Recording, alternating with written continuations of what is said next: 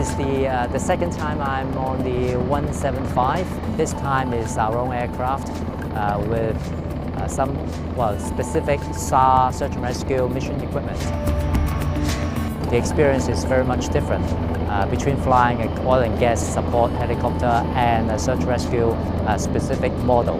We have the opportunity to try out certain specific search and rescue functions like GTCH and some other generic functions as well, like the helicopter TORS, terrain awareness and warning system.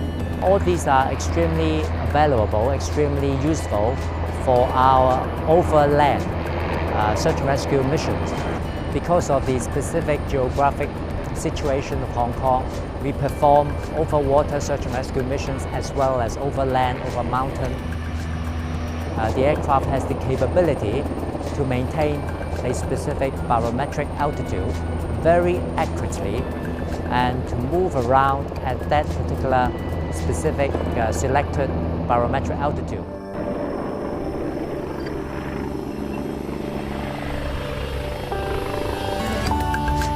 The experience has been extremely inspiring, and after this flight I have to admit that the aircraft has met our expectation.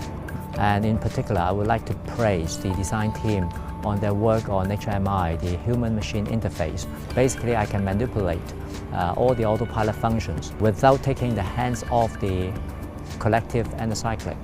And this is a major step forward because it is very easy and very comfortable for the pilot and it enhances safety significantly.